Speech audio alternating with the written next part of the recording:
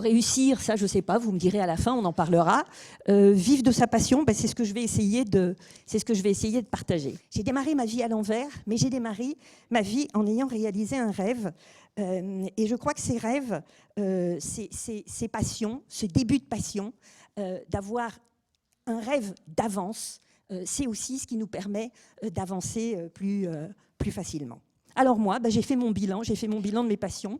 En fait, j'ai réalisé que j'avais 3 vies, ma vie familiale, que j'avais une vie d'engagement associatif très fort, d'engagement citoyen, et que finalement, ma passion, c'est les autres. Donc je me suis occupée à travers les parents d'élèves, je me suis occupée d'éducation, je me suis occupée de nutrition à l'école, j'ai eu des engagements syndicaux.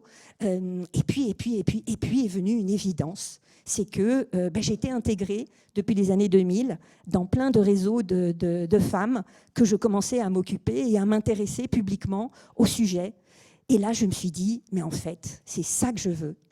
Je voudrais, dans 2 ans, tirer un salaire de l'égalité entre les femmes et les hommes. Vous voyez ce cheminement entre ce qu'on fait, entre ses rêves, entre ses trous, entre saisir le changement, entre affirmer ses convictions. Au bout du bout, ça nous mène finalement à un certain alignement, en fait, à un certain alignement entre ces valeurs, ce qu'on a envie et ce qu'on est personnellement. Quand on vous fait confiance sur quelque chose, faites-vous confiance à vous, quoi. C'est pas à nous de nous remettre en question alors qu'il y a plein de gens qui nous font confiance et qui nous proposent des contrats quand on est entrepreneur, qui nous proposent finalement de nous impliquer dans des sujets, qui nous proposent des jobs aussi qu'on n'ose pas prendre, pour lesquels on se pose 10 000 questions avant de se lancer. S'ouvrir aux autres, écouter la confiance que les gens vous expriment, ça résout pas mal de choses.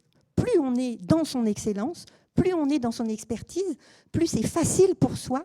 Et finalement, paradoxalement, plus on a du mal à le vendre et plus on a du mal à se dire en fait, c'est ça mon produit, c'est ça que je vais vendre et je vais le vendre cher. Je me suis demandé, c'est quoi le moteur de la réussite?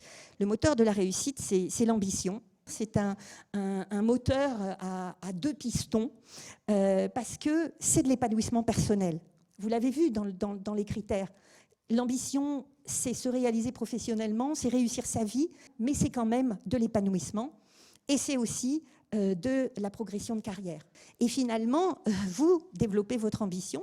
Pour certaines qui pensent à l'entrepreneuriat ou même au retour à l'emploi salarié, qu'est-ce qui aide à développer son ambition? Avoir confiance en soi, on en a déjà beaucoup parlé, oser, disposer d'un bon réseau, savoir s'imposer, avoir un mentor, une mentor. Donc, pour passer à l'action, vraiment, s'assumer de ce qu'on est, s'affranchir des stéréotypes, s'affranchir du stéréotype que l'ambition, c'est moche, c'est politique, c'est pas pour soi, c'est carriériste, c'est avoir les dents longues. Non, l'ambition, c'est un beau moteur. Et donc, écoutez, moi, c'est le dernier conseil que j'ai envie de vous donner, que vous soyez vous-même pour porter très fort votre désir ardent de réussite. Merci.